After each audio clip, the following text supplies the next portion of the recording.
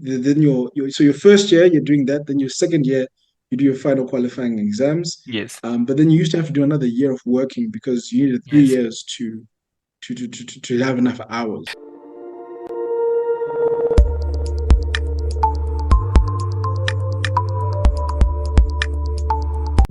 Hello and greetings. Tinashe Mkogo is my guest today on Streetwise Economics podcast. So I'm super excited to be having this conversation with Tinashe. Tinashe is a finance and strategy expert. He is a chartered accountant actually, and he also holds a Master of Business Administration from Inside Business School. And he has worked in many parts of the world, including in Germany. So he's gonna tell us a little bit more about that. But as you know, this podcast we talk about personal finance, investing, and career insights. So you should expect some insights from this conversation in that regard. Welcome, Tinashe. Please feel free to introduce yourself. Who is Tinashe Mkogo? Yeah. Thanks, Isaac. Glad to be here. I think it's a really good space. Thanks for the invitation, and yeah, really glad to be here. Yeah, maybe I'll start with I guess the 2 minute introduction. So started my career actually at Deloitte in Zimbabwe. So that's where I spent um, about 9 years, so quite a long passage of time. Part of that was because I started straight out of high school. Mhm. So did my undergrad and then my qualifying exams at Deloitte, um, and also had some short stints. One in the US on Mhm. secondment, and then a much shorter one in Nigeria. Mm. But most of my time was spent in Zimbabwe when I was at Deloitte, and that was really a really valuable experience in terms of just I guess starting to understand business and especially like the financials and side of things because I spent a lot of my time in audit. So Mhm. just really understanding what goes on behind the scenes.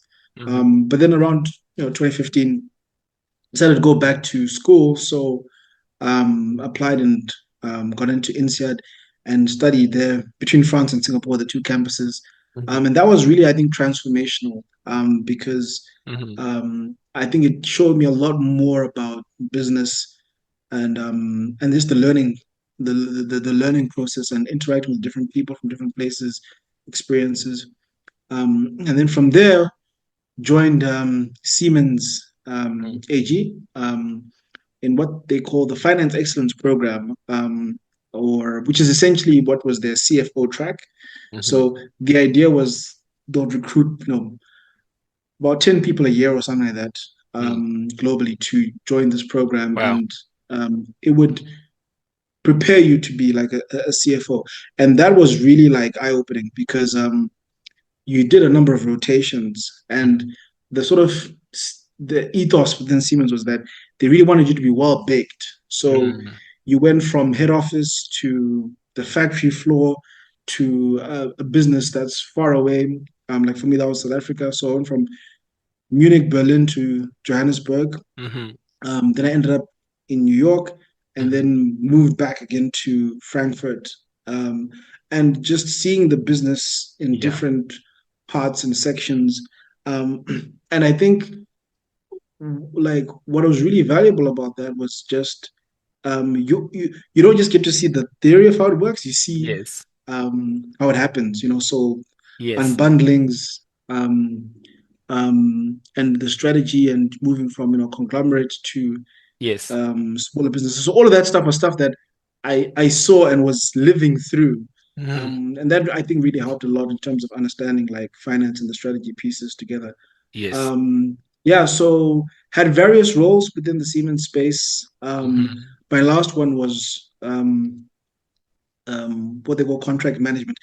And one of the things that's very interesting about German companies, they've got like very unique phrasing of things. So sometimes it doesn't Mhm. make sense, but I was responsible for setting up that function in EMEA, so Europe, Middle East, and Africa, Mhm. as for the diagnostics business, Yeah. and also worked on a couple of some transformation projects, some big restructurings as well, which was quite interesting. Mhm. And then, yeah, ended Wow. that end of last year. mostly for for personal Yeah. reasons, and now I'm based out of South Africa. So jumped around a little bit, but I'm sure we'll unpack more as we go. Yeah. Definitely. I think something that right off jumps out for me is that, you've traveled the world, you've learned, from different parts of the world. And for me, that's something that is unique. When I went to the University of British Columbia to do my first master's degree, Master of Food and Resource Economics, having done my Mm, first degree at the University of Zimbabwe, it was very mm, different, like the way the course is structured, more like yeah. applications. Mm, You had to go in the lab to run regressions and to do, or it was more like hands-on, but it was also very transformational in the sense that you would be expected to do 99% of the work. The professor would just come to you, sometimes wearing yeah, shorts, they are exactly. lecturing, but if you are not prepared for the class, and the pass mark there was like 70%. So, anyways, um, that's very interesting. So, can you tell me a little bit more about the career trajectory for one to be a chartered accountant? I understand you did your articles, you also studied via UNISA. Can you walk me or also Yeah. the audience what is the process of becoming a chartered accountant? Yeah, so I think at least within the Zimbabwean context, there were two career tracks. Um, one which we used to call UNISA, and then the Yes, other one we used to call grad. yes. And the difference was that the UNISAs, so to speak, would start straight out of high school. So you wouldn't have a degree, you wouldn't have any sort of post high school qualification, and you would actually study full time whilst working full time Mm, for Deloitte. Um, and so you do your undergrad through UNISA, which is where the phrasing comes from, yes. and you're training at the same time. UNISA is University That of is South the Africa, right? Sorry to. University of South Africa, exactly, Yes. University of South Africa. So it's correspondence, Okay. but it's structured such that it's like full time. You know what I mean? In the sense Yes. that it still takes the traditional 3 years plus then the fourth year for honors. Yes. Nothing of that changes, um, but you're studying by correspondence, and you have a much tighter, you know, number of subjects that you have to study. There's not a lot of like electives and things of that nature. So you do that for 3 years, and then the fourth year, we used to call it CTA. I think it might have changed Yes. names a bit, but your fourth year is probably the most grueling, Yes. because there you spend the whole year pretty much studying for one set of exams, Oh my and if you don't goodness. make it, you have to do it again the next year. Hmm. And once you've gotten past that, you then have your final qualifying exams during your fifth year. Yes. And if you go through those, by the time you get to your fifth year, it coincides with the training that you need from a number of hours because you need to have a number of hours of training to be then a chartered accountant. Hmm. And yeah, once that's done, then you're done. So that's Yeah. from high school route. Yes. Then you get the From CA designation.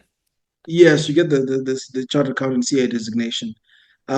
If you do it via university, you usually get you the degree first, Hmm. and then I think there's some flexibility. You can actually do your fourth year Hmm. outside of Deloitte, or you don't have to be in a firm. Yes. But in our time, you used to actually then join after that, and then do it also while you're studying working full time, and Hmm. then so your first year you're doing that, then your second year you do your final qualifying exams, Yes. but then you used to have to do another year of working because you needed three Yes. years to have enough hours basically. Hmm. So in short, two paths is straight out of high school Hmm. or immediately after you finish your degree, you can join, and then usually if you do that within a couple of years, you will have the CA designation. Of course, you have to pass all the exams, which is Yes. not always very easy, but yeah. Yes. And my friends who are chartered accountants, it seems like they say like you work, there are a lot of usually tight deadlines. I think most jobs are like that, but it seems like the chartered accountants, it's very normal to have, like sleepless nights. You have to, to meet some deadlines and stuff. So, what can you say about that? Is that Yeah, something that you experienced? yeah. I think it is, and I think it's I would say it's probably a more broader people who work in finance in general. Yes. Um, finance and even accounting, finance and accounting. Yes. And I think a lot of that is that, for example, um, you have a lot more rigid Yes. deadlines, right? Yes. Because you've got month end constantly, quarter end, then of course year ends, half years. So there's like a Mm. very clear cutoff, right? Yes. When something needs to be done by. And I think in many other in other functions, it's there's a little bit more fluidity. So Yes. sometimes there isn't that need to have that press at a certain point in time. And of course, everything kind of runs through the numbers, right? So, Yes. but it doesn't matter what department you're in. At the end of the day, everything rolls up to a financial number Yes. and whether that number's been hit or not. So I think that's what also causes that as well. So Yeah. yeah, I would say it's not just CAs, but pretty much if you're working in finance, you probably do put in a decent amount of hours in most cases. Yeah. Yes, that's wonderful. And now moving on to, personal finance and investing. I know you invest in the um, global markets, including the US, in Asia. But one thing that I always say on this podcast and elsewhere I talk about, I always put a disclaimer that investing is very risky. So it's just me and Tinashe, having this Mm, conversation. And please don't take this as investment advice. So, Tinashe, tell us about, your strategy or uh, what do you like, what is your strategy when you are, picking stocks to invest, or what is your thesis when you're investing? mm. It's quite interesting because I think it's sort of evolved over time. Mm-hmm. And I'll even say it's evolving. Mm-hmm. Um, because like whenever you start out in the markets, I think is that Mm-hmm. you know the worst thing. I think the financial markets are a very good way for smart people to lose money. Exactly. um, How because so? I think if the smarter you think you are, the more likely you are to lose money. Yes. And I think I've been burnt by this as well. Because Yes. let's say if I was like completely financially illiterate and I still know anything about it, right? I'll Yes. probably approach the markets with more humility, let's call it that way. Yeah. More And probably would then say, conservative. you know what? I just don't understand this stuff. Let me just buy the index, right? Exactly. Um, but then when you think you're smart, right? Yes. you then try to become like, a superstar stock picker and stuff of that nature, Sophisticated in a way. sophisticated and stuff.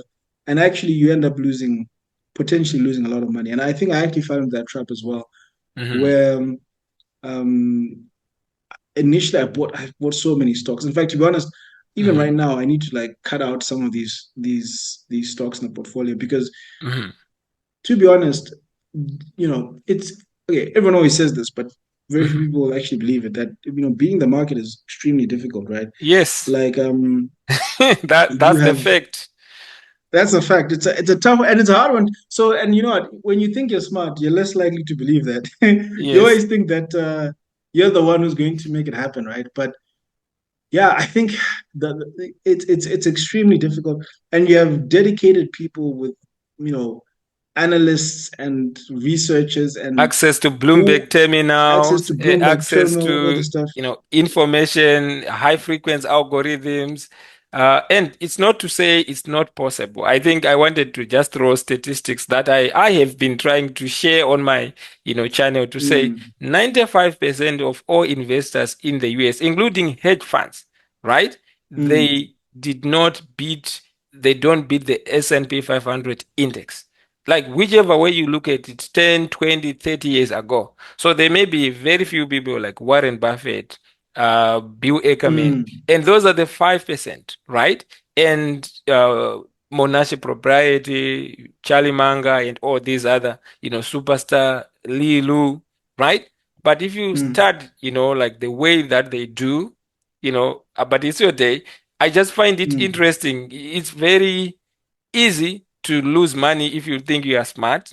You are smarter than Yes, everyone else. exactly. So therefore, I always like to put maybe even 50% of our portfolio in the index fund through exchange traded funds. And right now, if And I look at it, I make at least, almost 20% annually. Some years, of course, it goes down, but if I average it down, 20%. Thank you for tuning in to this podcast. only 31% of the people who tune in to watch this podcast, they are subscribed. So I want to encourage you to please subscribe so that this content can reach far and wide.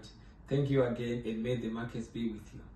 And that's very good. And I think that's the other reason that, like, for us, uh, you know, 20% is phenomenal, right? Yeah, it's a small But like, I portfolio, by think the way. when we hear 20%, right? I don't know. There's this thing where we want to like More triple our money, right? In 1 year, you know. psychology. So there's a lot of like impatience, and I think that's also where I was at early on, right? Um, and I think the like through those lessons, then I just Yeah, realized, you know what, actually simple is easiest, simple right? strategy. Like simple, just buy. um I'll say, like, yeah, most of it just put into index funds, and then, Yes. if there is a few stocks where maybe you feel Yes. like you have some sort of Knowledge. additional insights, or then you can put it into that, into those, right? But I think Individual the stocks. majority of it should be in the index, because it's less work. Yeah. You don't have to worry about keeping up with things, because I mean it's extremely difficult to keep tabs on a lot of companies, right? It's like, this is like, literally, this is one of the things I actually have to do now, is to start to just kill off having a lot of stocks and just simplify it. So I think that's probably, one of the biggest things that I've sort of realized. Hmm. Um, and also, the one thing as well is that, like, winners keep winning and losers keep losing. Yes. It's a funny dynamic.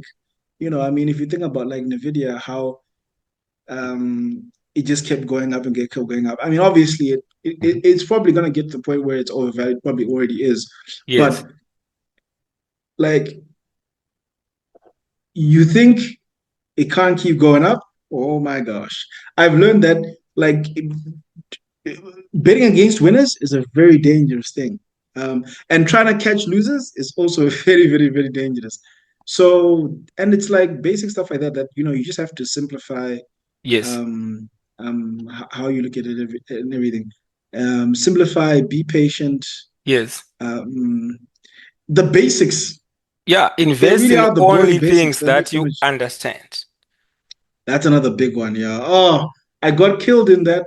When 2000 and, what was it? COVID, was it COVID 2021, I think, 2020. Yeah. 2020. where all of these, like, junk, stocks were just flying. Yes. Um, and the temptation was too great not Yes. to buy some of them. Fear of missing out. Fear of missing out. And I can't remember which ones I bought. And you kind of lie to yourself that, oh, you know what, I understand this thing. I think I bought, like, I think you told me Plug Power. Alibaba at some point. So, so Alibaba is a different story, actually. Yeah. So It's Alibaba, good fundamentals. Yeah. so Alibaba is an interesting one, Yeah. because that's actually one of the ones where I bled the most. Hmm. It's, you also just can't fight the market, because even if you go Yeah. today and you look at the ratings of that thing, Yeah. everybody says it's a buy, Yes. but the market just doesn't want. And I think, Why do you think it's like that, Tinashe? I have my opinions I will share, but why don't you share your thoughts first? I mean, so there's two things. Of course, I mean, it's all just the geopolitics, right? Yeah, Like, exactly, the politics. what's happening, from a geopolitical perspective. That's pretty much it, actually, because as a Exactly. business, Yeah. it's actually solid. And it's so, I mean, I think the market cap was like 180 billion, if I can't Yeah. remember. But it's way bigger Um, than that in my valuation. it's so far bigger than that. Yes. And and so the thing is, and look, maybe one day I'll look back and say, actually, no, I'm glad that I kept buying, because every time I Yes. saw it, like, guys, this thing is a steal, and I'll buy it, but it just kept going down and down and down. So And maybe it's just the short term. Okay, I wanted to add something there.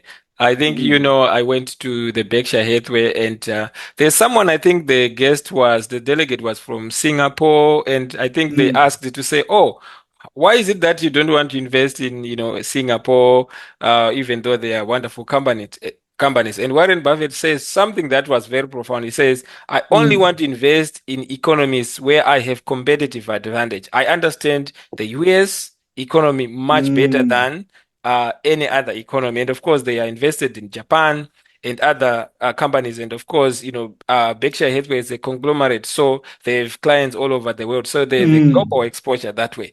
But I think that was profound to say, to resist that temptation, to say, because the truth of the matter is that what you want to stay in the game longer. If you are getting 10%, 20% over maybe a longer period of time, the money compounds rather than losing a mm, big part of your portfolio, right? As an example. So one thing that I also wanted to add, like the way I invest is that I put maybe 50% in Berkshire Hathaway Class B shares as an example. It's not financial advice. And then the exchange traded funds that track the S&P 500 in the US. So that means I mm, have exposure to Nvidia, all these, top performing mm, companies, 500 of them. And what happens is they have a self-regulating mechanism to say if a stock or a business doesn't perform well that is listed in the S&P 500, they kick it out, right? I think every June or mm, something. mm. So there's also this efficiency in that basket of stocks that we have, and it can Yes, yes, just yes. do so passively. Now, for the very few individual companies that I then choose, I then have to really fully understand them. So these are the things that I use every day. Mm, So Amazon, if I want to order a book, and then what I do is I look at opportunities when they are really, really beaten down. If they are down 40, mm, 50%, mm, in the mm. margin of safety. So I got in some of our portfolio, Amazon, Google, I think that was 2023, and the average they dropped it to $90. Now it's almost Yeah. $200. So the money has almost doubled. But even though I am confident of these, businesses, I have Mm, good margin of safety, I don't exceed 10% on one individual position. So that if I lose that on that position, at least I kept the risk. And you see that in that regard, you see Amazon, Microsoft, they are also in the S&P 500. So I would actually have overexposure. That's the reason why I don't own Apple, because Apple has the biggest holding in Berkshire Hathaway, which I have in our portfolio. So mm, if I then have individual shares for Apple, if I add it at some point, it had like 50.04% of the Berkshire Hathaway Class B shares, right? So if I had added mm, another mm. position, so anything can happen. There could be a scandal or something. So I think for me, just sitting down and not trading frequently and just saying, look, I have to be patient. And I could go. But I think that's something Mm. that I've learned over time, to say this idea that, I think, you would think like you can beat the market. Everyone is thinking about that. And there are people with algorithms that can, sift through Yeah. billions, tons of information to say, if there are keywords like this or something like this, they automatically start buying or selling, right?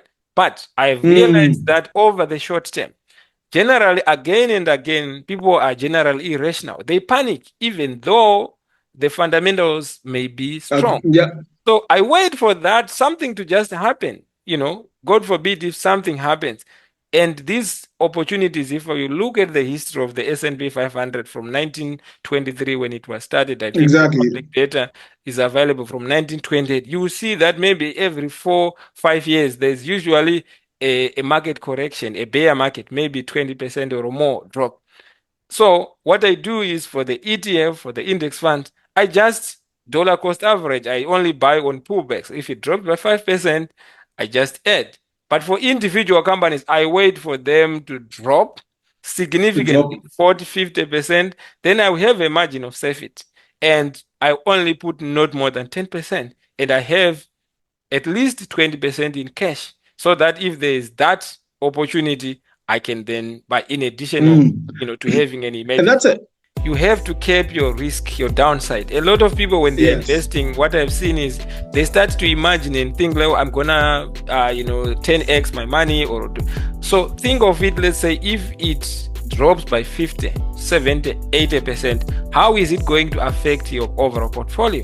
And Yeah. that's a really solid, like, that's a really solid strategy and approach, right? Hmm. That you have. And I think that also underscores why, like, for most people, having a large amount in your index funds just makes sense because um, if because to do that to even if you let's say if you're using that 10%, right, it Yeah. does require a certain amount of a sophistication and Yeah. two rigor to identify those companies and then to track Not how easy. they're doing and to have a good view on their um to have a very good view on the prospects. And that's what I was saying. Like for me, my biggest mistake was trying to look at too many companies. And the funny thing is, the worst thing you can do sometimes is to make money, Hmm. because the You second think you you're make smart. money, now you think because when I started when I started like investing, one of my biggest positions was actually Tesla, right? Mm. And this was way back. So it was I remember I suppose it was Tesla, Yeah. Amazon, Yeah. Facebook, right?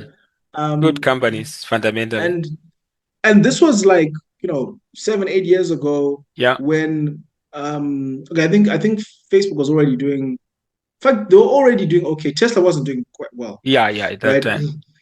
And I had a very clear hypothesis about the Hmm. companies, and I really thought about them. I had understood them, like I knew Amazon and Facebook. I understood really well. And you used the services Tesla, as well. yeah, I really, really understood those companies very well.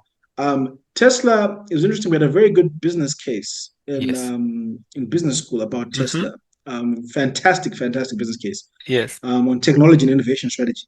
Yes. So, and it was basically talking about how Tesla, the way they were innovating was different because usually you start with the bottom of the market, right? So Yeah. Market. underserved market on the lower end. They were starting on the high end and going down, right? So they Yeah. started with the most expensive model. But anyhow, so post that, I had a basic, very simple hypothesis, which was that at some point in time, Tesla would be, at that Mhm. time, I was saying at least the top three car makers in the world because Yeah. everybody was going to go electric, right? Yes. So, and the thing about cars, right? It's like there's a certain number of cars you sell every year, right? Yes. So if you're going to Yeah. be the number three, you can pretty much guess how much market share you'll have and how many cars you'll be selling. And Yeah. you can pretty much model out what that would be. Yeah. Um, and I didn't know, for example, how their margins would look like, but it was Yeah. reasonable to say that, look, they will be decent. Yes. They've far exceeded that expectation. Hmm. But when I was buying, the upside was just so huge. It was such an It was obvious a buy. no-brainer, at least theoretically. And at least theoretically, right? And then of course, and it was also an interesting type of investment because, you know, um, it pretty much had a lot of VC type philosophy to it, right? Venture capital, right? Because you had to look at it, even though it was listed, you had to look a little bit like a venture capital investment because Hmm. there wasn't a lot of fundamentals that you could use to like come up with Yeah, a they were realistic losing valuation. money. I think they only They were started losing money. yeah, most, I think, past couple of It's quarters. exactly losing money and you can't really use comparables because it's electric cars versus Other businesses um like that's Amazon or other. Yes. so Hmm. but the hypothesis held out and I did like very well with those. And Yes. Amazon had the same thing. Yeah. So the more you do that, the more you think right? And Yes. then the more you try to do that with other companies, and Yes. the more you start investing in all this other stuff, and Yes. you get that confidence, and now you're doing stuff you don't really understand, but you lie to yourself that you understand it. Yeah. And that's when you start to bleed out. Um, and if I actually look at when I started, the theoretical portfolio I had Hmm. was much stronger than the portfolio I ended up having when I started to make To good think, to returns. think you are very. I mean, we all make mistakes. And I told you I was at the Berkshire Hathaway. He admitted, Warren Buffett, that they made a mistake. I think it was this hospitality. I think it's Mara, this hospitality, and they lost money. It's very possible. But the thing is, Mm, like, you have to cap your risk, your downside. A lot of people, when they're Yes. investing, what I've seen is they start to imagine and think like, "Oh, I'm gonna, 10x my money." So think of it, let's say if it drops by 50, 70, 80%, how is it going to affect your overall portfolio? So that's why for me, Mm. another thing that I use in my, investing thesis is that I don't always think long term all the time. Yes, I might have maybe 60% of the portfolio on fundamentally strong companies through exchange traded funds and individual companies, that is the equities. But I also like to have cash. But I also like to think like, what if the stock market drops in the short term?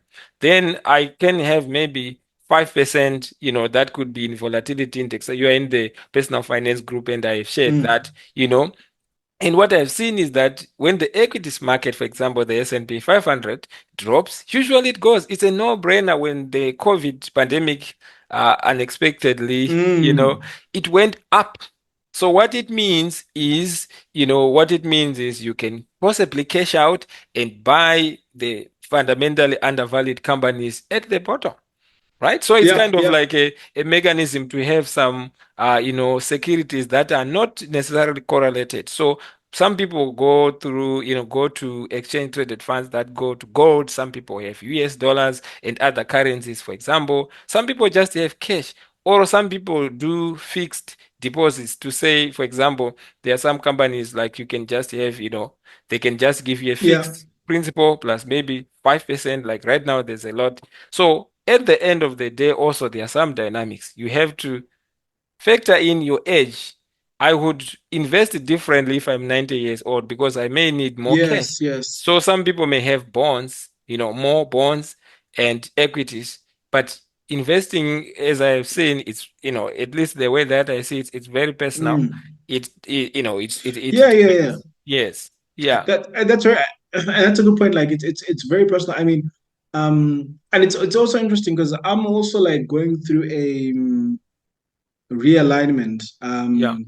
in terms of my investing because I so I am so there's two things that I'm looking at now because like I said, most of the investing I've done has been Hmm. like even my portfolio right now, it's mostly in the advanced markets, so like the US. Hmm. Of course, I got some stocks in China, but I would still say that Hmm. that's quite an advanced market, right? Yes, so for sure it Um, is. so when you look at like more like markets like in Africa, that's Do another you ball have, game. I was going to ask you about what are your thoughts in there because I see I invested, not much, a small amount, but my portfolio is down. I bought some shares for Delta, Econet, but I was more so just testing, right? This in the market. So I was going to ask you to say, what are your views about, the stock markets Hmm. in in Africa, for example, the Johannesburg Stock Exchange, Zimbabwe Stock Exchange? What are your views? Because I see you post on your social media very well thought out analysis, and thank you for doing Hmm. that. A lot of people sometimes I think they don't understand the value that goes into that. For example, when I do some of my videos and stuff, I sometimes pay for subscriptions for some of to get some of the Yeah, information, yeah, yeah, right? yeah, yeah. And No. I share it for free. Of course, I use it for my own, yeah, investing. Mm. Yeah. So I mean, I think it's really interesting because all of the stuff we're talking about. Mhm. I don't know how well you can apply it to certain Yes. markets like in Zim. I would if I don't even know if there is like you can buy like something that tracks like the Zimbabwe Stock Exchange or whatever. I don't Yeah. even know that exists. It maybe it does, but I don't even. Yeah. I would not touch that. Yeah, I I would not invested touch that. $400, Tinashe, and the last time I Yeah. checked, it was like $70. With I see some email saying, "Oh, you have received some dividends." I mean, for me, I was just I was just more so Yeah. testing. But the thing is, what I realized, I don't know the Zimbabwean market that well, even though I was born in Zimbabwe. Right now, I spend my time, reading about, the stuff in the US and Canadian stock exchanges. So tell us more about Yeah. that. So like and like I said, this is also like an evolution and more interest. Because I think in markets like I'll just use Zimbabwe for example, because that's maybe the one that we're talking about. You know, you can't just buy the whole market, right? I think Yes. there the approach has to be different. There, Mm-hmm. it's actually concentration Mm. that you have to find really good, really good companies, like phenomenal Mm-hmm. companies, Mm-hmm.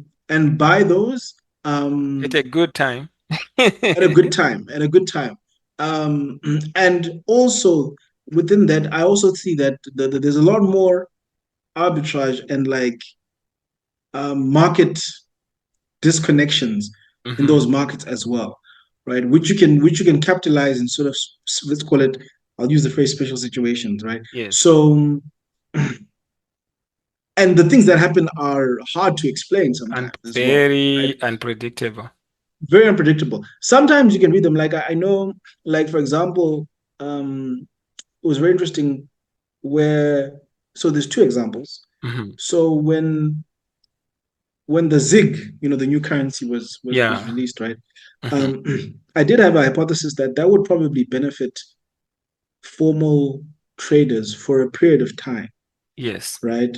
The stability was going to benefit formal traders, and it was interesting to see that like Miko's stock price, I think, went up Mm. doubled within the space of a few months. Interesting. Um, So it and means if you had then invested, your money will have doubled.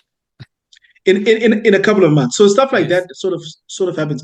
And I think you can come up with reasonable hypotheses. There's a couple of others which I've also observed, Mm-hmm. where you can come up with a very reasonable hypothesis and try to limit your risk as well, Mm-hmm. and still make a lot of money.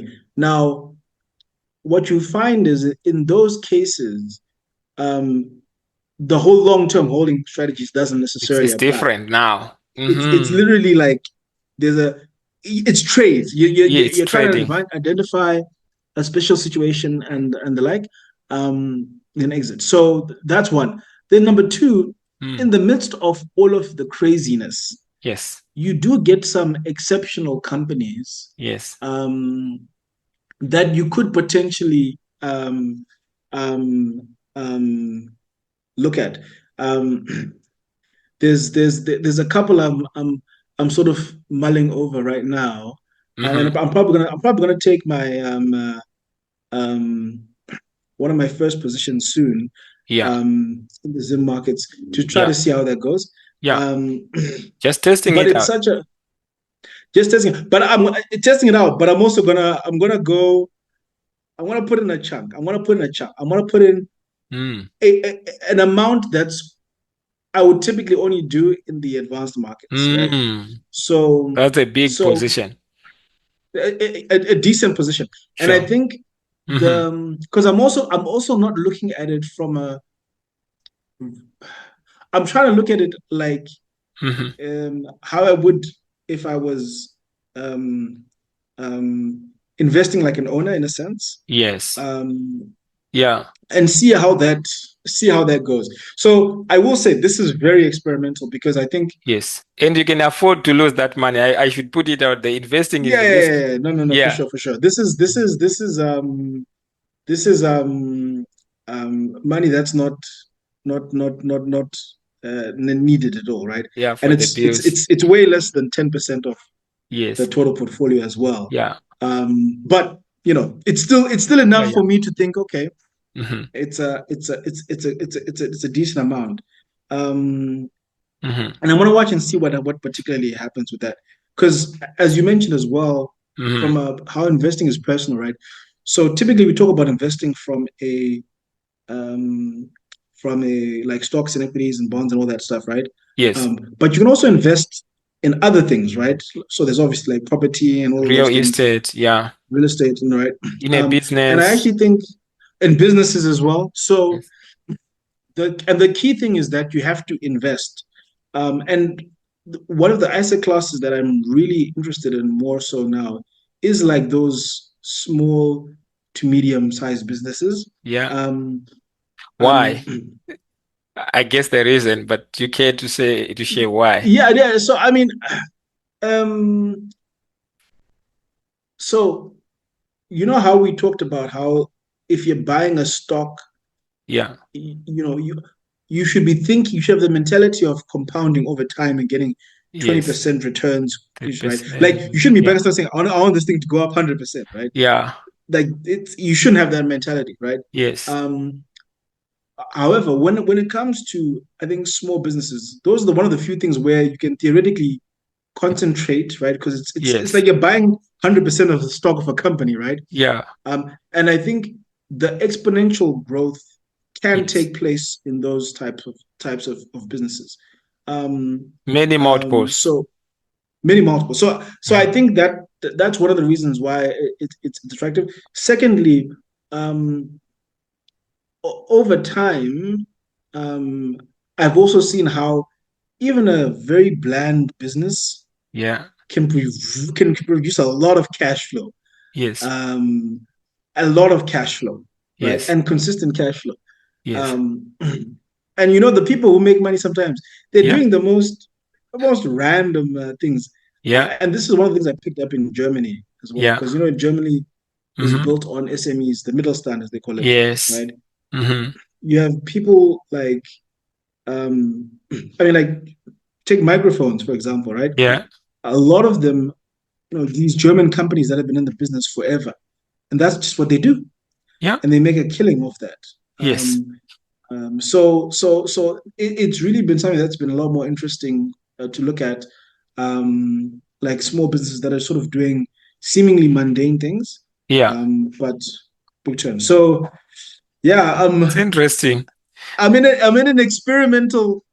very Yes. experimental phase of my life right now. I need to get out of it soon because I need to make more money. But You yeah. could make more money, but I was going to ask you there. So what is your strategy? Do you keep an emergency fund or how do you go about it? Like, if so, how many months, like of, cash that you save for the family for, before you start investing for the long term? So it's a very good question, and I will say that I haven't been as good at detailing out like a set Hmm. strategy, Hmm. or let me not say, or being very specific, right? Hmm. But what I've always been good at is striving to live below my means Yeah. Okay. by a lot, right? Yeah. Yeah. Um, That's a good principle. um, It's hard to because achieve for most people. no, it's very hard, and I think to some extent growing up like that, being in Zim during that hyperinflationary phase Mhm. probably helped a lot Yeah. because you also see how you can get wiped out very, very, very quickly in Yes. hyperinflation, right? Yes. So as a result, um, I always, you know, live beyond my means and always try to have much more of a buffer. So, I mean, for context, Hmm. I actually stopped working formally, Hmm. or I took a career break for the last six Yes. months or so. Yeah. Um, so there was already sort of like A a bit of plan. buffer for that, right? Yes. And I started working again maybe like last month, not Yeah. because like Yeah. things were now in SOS situation, but the Yeah. best time to look for money is when you don't need it. Exactly. Hmm. So Yeah. so so, and my goal personally, for example, like I think about wealth, I don't Yeah. think about wealth in terms of what you can acquire, but Yeah. how long you can go for without Working. working Yeah. actively, Yeah. That's wealth. right? Money that you And don't spend or you never money that spend. you don't spend. And so that can be a rental income, dividends, interest Yeah. income. Yeah. So for me, that's the ultimate goal. That if I can be in a situation where, um, at some point in time, you can generate. Passive I'm just going to income. throw a number out there. Yeah. 100,000, 200,000, let's say, for example, Yeah. without working, Actively. without like literally just chasing up, following up on, just sending a message to your tenant. Is the rent coming? Yeah. Or checking my statement. Okay, the dividends have come in. Yeah. Or checking the interest income. That's for me is number one. And just having had this career break for a short space of time Yeah. and had a bit of freedom, man, this You're is what thinking, it's about. And like this is how I was so unclear. I don't even remember what it was called. So I went on to Google. I just started typing out business school and trying to remember what they said about the school. And then eventually Hope I that. clicked on it and I realized, okay, this is the school they were talking about it. Yeah, like that's when you have time to do those detailed analysis. I mean, I'm kind of like in a very similar situation, to Mm, say that, I realize like, I have more time for family, but I'm more importantly pursuing things that I'm passionate about. But I must say, there were moments that I had to work 3, 4, 5 shifts. Okay. And mm, to build the buffer, the savings, and even now I kind of like occasionally swing trade and coach people to mm, invest. So, and also do some consulting for some organizations actually here in Canada.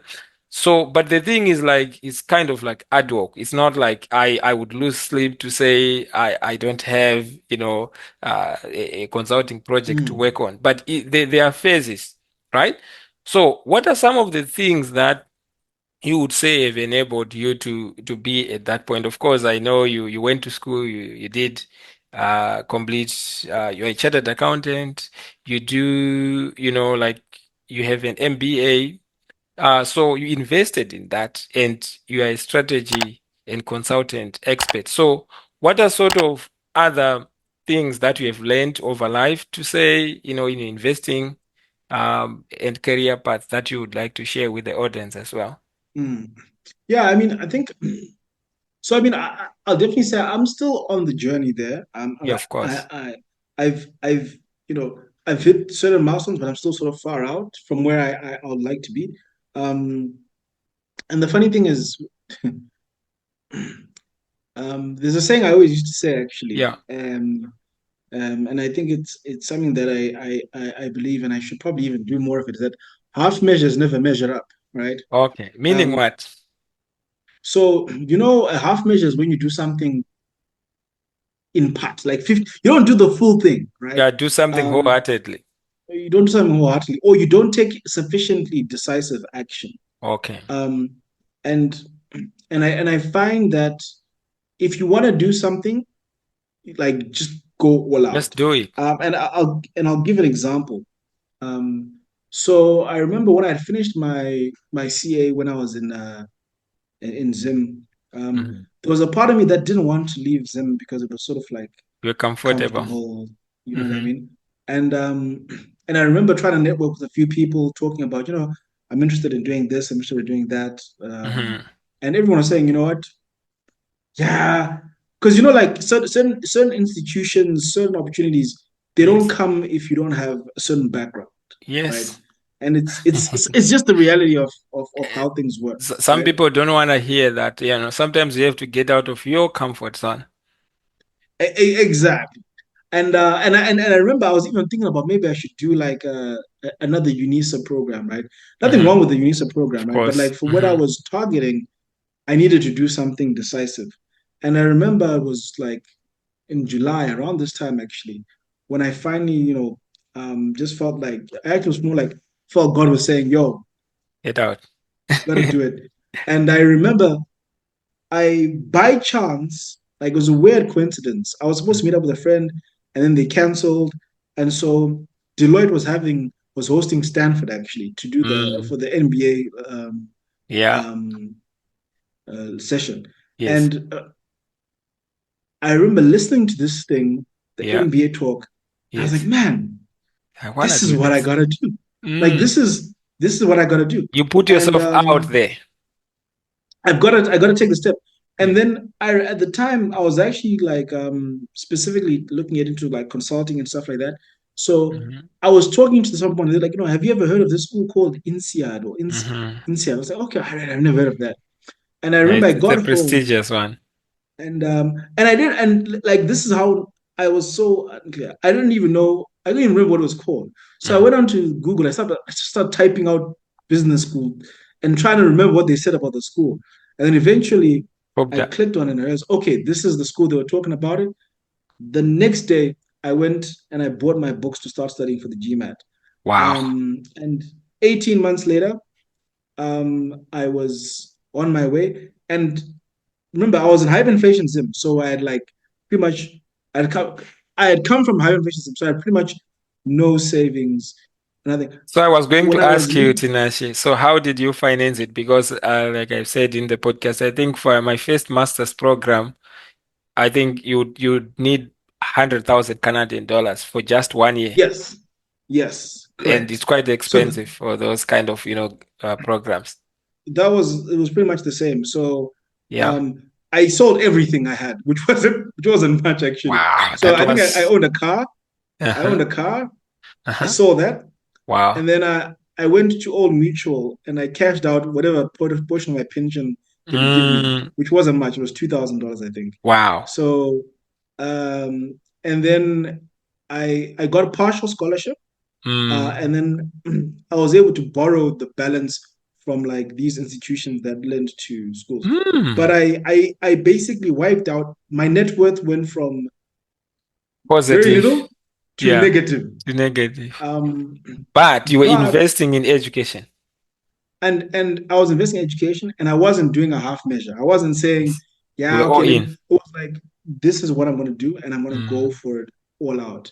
And I think that helped me hmm. a lot. And I always used to say to someone like, we always think we don't have time. Like, Yeah. I don't have time. You We're like, always find guys, excuses. excuses. Time will move whether you like it or not. So It's a the only passive thing that we factor. can change is maybe the time will move and you have done something, or Hmm. the time will move and you haven't done something. So you might Hmm. as well just do something. Yes. Um, yeah, and I think once you get out of like, there's very few ways to like significantly change your life, right? You Hmm. can, and one of the biggest ones is actually change your location. Yes. It's harsh reality. It's harsh reality, but that has so Why many do you think so, impacts. Tinashe? Why it's harsh, or why that's a Why big why do level. you think it is a such an impact? Because I talk to people, and I sometimes go on social media on X, for Mm, example, and I see like, oh, you people who live in the diaspora, you think you know much more than us. We are on the ground. You're on the ground. So I'm kind of like, well, there's internet. Of course, I can literally see what is mm, happening on the ground, but I can also visit or even come there maybe 6 months or so, right? mm, mm, But mm, what I have, if I then, travel around, for example, now, as an example, I have a Canadian passport, it gives me access to other things. There were moments when I had a Zimbabwean passport, and I don't mean this to brag. I had to literally struggle to get visas, right? But mm, with the Canadian passport, sometimes you just buy your airplane ticket if you want to go to the US. So there's mm. access, and it's just a fact. You have access to a lot of other parts of the world. And Yeah, even yeah, when I yeah, go through, customs, they don't ask you a lot of questions compared to when I had the Zimbabwean passport. I remember that the time I was passing through Germany in Frankfurt. And, like you could see, I mean, maybe they were doing their job. They were like, "Are you from Nigeria?" yeah. So at the end of the day, it's the reality. So what do you think? What do you say about that? Because Yeah, look, I for mean, you, so mhm, and to give you context, I was a hardcore. Like I yeah. refused to after high school, I refused to go to the US. I had a scholarship to the US. I refused. Really? Yes, and I said I want to stay in Zimbabwe, and Hmm. I want to contribute to the country. So I just want Yes. to give you that context because I'm a hardcore, But and I how still say has I'm that pretty much changed hardcore. now that you have gone So abroad? I think so. I'm still very, very, very passionate about Zimbabwe, but I Of also course. realize that you don't have to be there all the time because it's not going anywhere, right? Like the country is not going to To be disappear. able to contribute, you can invest in Zimbabwe, you You can do a can lot contribute, of you can other invest, things and bring your and even network if as you well. exactly, and if you want to be physically in Zimbabwe, the country's not going anywhere. It's gonna be there in 10 years' time. Trust me. 100 Um, years. so so 100 years time. So there's no harm in leaving for a season if you want, try Hmm. new things, get opportunities, um, and you can even live in multiple countries if Yeah, you want. I location mean, independent. location independent. I've lived in last 6, 7, 8 years, 7 years. I think I lived in 7 different cities. Yeah. So Last 8 years, seven Do different you care, cities. do you care to share those ones? And I'm going to ask if you don't mind your experiences Yes. living in those cities, Nash. So let me try to run through them, Yes. varying levels of time, but let me run through. So France, of course. So that was I'll just call it Paris, but it was actually Fontainebleau to be exact. Then it was Okay. Singapore, Mm-hmm. Munich, Mm-hmm. Berlin, Johannesburg, New Mm-hmm. York, Frankfurt, Mm-hmm. and Nairobi. Yeah, that Nairobi. was the eighth one, Yes. Nairobi. Um, and yeah, it's so maybe I'll share not all of the cities, but just Of some course. of Yeah. the Highlights. biggest highlights. Um, so living in Germany Mm-hmm. was very different, Yeah. even in the other cities. So Munich was very much more traditional. I Yes. remember the one time we went out on one of their holidays. I think it's called Yes. All Saints. I can't remember. And Mm-hmm. it was actually a Zimbabwean band that came to town, Mukumba. I think that's what they call, I'm forgetting the names. But Yes. anyway, Yes. and obviously we went and we were dancing Yes. and they were told you're not allowed to dance because it's this holiday, right? It's like this sacred holiday, so you can't Yes. dance. Yeah. So that's our traditional. Then Berlin was completely like super international, Mm-hmm. very diverse, more of an artsy city. They always say that Berlin is like poor but sexy. um, Mm-hmm. and then living in Frankfurt, which is like the financial hub, you know. And if you look, most cities in Germany don't have skyscrapers because there's like rules against them. So if Yes. you like take like the top 10 tallest buildings in Germany, they're pretty much all in Frankfurt. Mm-hmm. Um, and there, the shock was really like the drugs and how Yeah. Homelessness. like homelessness and the like. And But the you don't irony is see that it on TV. you On. don't see it on TV. Mhm. Yeah, but I definitely enjoyed Germany, and I always used to say to people like, I wish I had known earlier because too many people from Zim specifically end up going to the exact same countries and Yes. never try other places like Germany, which I Mm. think is a phenomenal place to be because if you can crack the language, that Yeah. place has like pretty much no unemployment, right? Like very low Yeah. unemployment. So the opportunities And that yeah. open up to you if you can crack the language, Yeah. massive, And the tuition massive, fees, I massive. think, in Germany is much cheaper than in other parts of the world, other It's actually advanced free, countries. actually. Yes. It's actually free for many of the programs. You don't even have to pay fees. So Yes. the upside is just phenomenal. And I still didn't even learn German Yeah. fully, but I was able to work and I had great opportunities, a phenomenal relationship still with Siemens. Yeah. I always say my new life goal is to be on the board of Siemens, like the Yes. group Yeah. at some point in time. So Yeah. I definitely will see Siemens again in my By future. God's But grace, it's possible. yes, I'll be the first. Okay, I'm sure they've had some. They might not have had any African, or at least Black African guys on the board yet. Mhm. Not sure. But yeah. So long It, story it, short is that nothing wrong with leaving the country. yes. For a season Nothing wrong with or leaving the country permanently.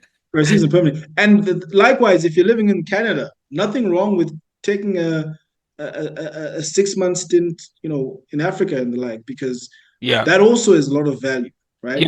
I will tell you my Um, experience briefly, Tinashe. Like, I mean, so, being a Canadian citizen or permanent resident, I think for me, let's say if you want to, study, it means you have access to interest-free loans, right? So that those are mm, some of the opportunities, right? I told you about access to travel around the world, but also, when I travel to other parts of the world, I was in Kenya sometime in July last year. You can see the reality and some of the things you take for granted here, right? To say, mm, like sometimes there's power cut. So you are like, what? What is going on? Right? Because I remember when I first came to Canada, I coming from Zimbabwe, there was always, like consistent, power cuts. So I would literally iron my clothes, like in yeah, anticipation yeah, that yeah. if there's power cut. So a year, 2 years, no power cut. I was like, what? So sometimes I think, just, having that experience, each time that I travel, for example, I was in New York, we were talking about homelessness, right? It's real, right? But there are also other beautiful things like, you travel, you go to New York Stock Exchange, you see these things that sometimes, Mm. it now makes sense for me to say, oh, I'm investing, I'm buying shares through New York Stock Exchange, Yeah, NASDAQ, yeah, So, but a lot of people would say, oh, it's because you're bragging, or maybe, how can I afford it? But you have literally demonstrated from your experience, my good friend, that you literally had to sell everything. But someone would say, oh, I have nothing. So there's always this excuse. I think sometimes if you set your mind towards something, you intentionally network with the right people yeah, yeah, and yeah. open your mind to possibilities. It may take time, right?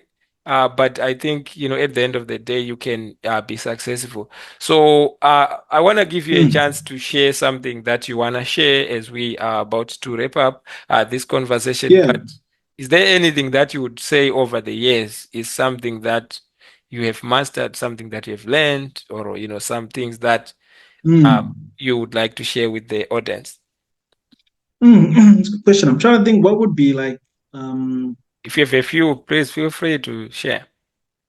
something that would be like worthwhile, like believing. I mean, I probably would um here's something also experimental, Yes. but it's something that more and more I'm coming to believe Mhm. is good advice, Mhm. and now trying to implement it effectively. Do you mean Um, mentorship, Tinashe? no. So something that's not mentorship. This one is going to Mhm. be a bit controversial. So I might leave you Okay. people. I might leave you with some work to do with everybody else after this. So, No, that's okay. but I think a friend of mine, I think was one who said this to me, and I think he had heard it from I think Andy Stanley or something. I'm not too sure, but Uh-huh. the that don't follow your passions, Yeah, yeah, yeah. Okay. follow your gifts, To your and talents. find a passion Yes. where your gifts lie. Makes sense. Um, and I think that's really good advice because you know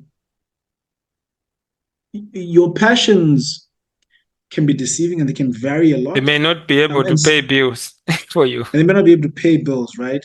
And they may not necessarily even be able to unlock doors for you, right? Hmm. So I'll give you a clear example. If Hmm. you have a massive passion for football, right? Yes. I'll just use the most common example, right? Yes. There are two ways you can do it. You can try to become a professional football player, right? Yeah. Which is, you know, Play. it's possible for some, but for most people, that's not attainable. Or Mhm. if you have an accounting background, for example, Yeah. you can try to work for Arsenal, for example. I'm just going to use Arsenal Yeah. for my team. Yeah. And then you're able to take your hardcore um, ability Yeah. and then find a passion that sits there, and you sort of like integrate that. Tinashe, And the thing is, I will add another yeah. possibility. You can possibly invest in that, in that company if it is publicly listed. Manchester United, Exactly, if it's making money, then you become a shareholder, right? You can kind of vote and exactly. make decisions, right? So that's another way that I just thought That's about. a, so That's what. there's like lots of ways that you can get around it, right? And Yeah. the thing is, when you focus on your passions, and especially, and I'll add one more last thing to this, is that focus on your passions, right? But try to find, I'll use a strategy term, a blue ocean for yourself, right? Meaning And what? that's basically a space where you are in a category of one, right? Mm, When where like no one is competing with you because you're the only one who can do that or you can have a bring niche. those things together. And oftentimes the one way to do that is to like come Mm, up with the niches. So keep adding niches to your skill set until hmm you're in a category of one that's sufficiently large to scale, right? And hmm this is something that I personally I'm always trying to do, and I'm trying to refine the process hmm more and more. Yes. So even like to use one concrete example, so when I write, that's largely what I'm thinking about. Say, okay, how can I do write something that's in a category of one, right? Yes. Um, so I take everything that I have, my experience. Mhm. People don't like reading financial statements, generally Yeah. people in the world, and I know this from my experience Yeah, because many people I've for worked sure. with I've worked with even I'm telling you, if you go to a senior executive in your company and Yes. you ask them, Numbers. hey, tell me about your revenue recognition policy, most people won't know, Yes. right? Most people won't know, right? And I know this because I've prepared financial statements, I've reviewed financial statements, You have to I've sat with audit. CEOs, CFOs, I've audited. I know it for a fact that 99% of people do not read those things, right? Yes. So I read them, You right? read them. And I also enjoy doing the same.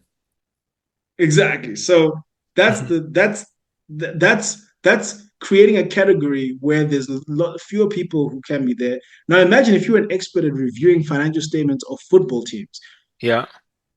Yeah. Already you're now using your passions. But what I find interesting, like I told you, like sometimes I pay for these things because now you can have them, put together. For example, if I want to look at the financial statement, let's say for MTN, for example, in South Africa as a business, I can have softwares that can pull it like the past 10, 15 years, so I can look at the cash flows, I can look at the income statement year by year, and it can show you trends and graphics. But the thing is, sometimes I remember I reviewed some stocks and people just don't watch them, right? And like you Mhm. were saying, some people from what my conversation, they say, oh, it's very complicated. Sometimes I'm not interested in this, but I like your articles that you publish. They are well thought out. And I only wish people can kind of like understand the nuances and sometimes take advantage, leverage on that information because you put in your time, you put in your research and a whole lot of years experience training as a chartered accountant, strategist, and also working around the world. And you put it out there, what do you call this, open source to the public. So, Mhm. yeah, I think that's. Thank you for doing that. Mhm. No, no, no, and it's appreciate the kind words, and I think you actually want to encourage me to say, "Yo, man, you should be getting paid for this." So Ye- let's see what happens. Let's see how the monetization works. Um, um, Yeah. and like I said, part of me, my dad was a chemist, Yes. and I think a part of me has that experimental side of things. Yes. Um, I think probably like 40% finance strategy, Yes. 30%, 30% experimental scientist, and 30% artist, actually, strangely enough. Tell us about Um, that artist part of you, like in conclusion, Tinashe. We might have to wrap up, but please, I oh, want we to give actually you a need it. chance. So Yeah, yeah, yeah. See, that's okay. um, I think the art side of me, I think I've realized more so is that um, like for example, I really don't like AI writing Yes. because I feel like it's not like Yeah. a pure form. Yes. So that's just my personal thing. And I think that's the artist side of me, you Yes. know. Um, and sometimes like writing for the like I sometimes write for the purpose of writing. Yes. Um, just like an artist paints for for the sake of Mm, for painting, I get you now. which the problem with artist sides is that artists tend to not make money. So I need to be careful. But Yeah, you have yeah, to anyway, to find ways to monetize. So thank you so much, Tinashe. I really appreciate, and I hope no, it's been a our pleasure. audience will appreciate this. And please, if you have any questions, I will also put Tinashe's, contact Sure, details sure. like Please LinkedIn reach out. on the comments, and you can follow him on social media. He's a very interesting. Um, Person who writes about opportunities mostly in Africa and even in other global markets. So thank you so much again, and may Thanks, the Isaac. It's markets been a be with pleasure. you.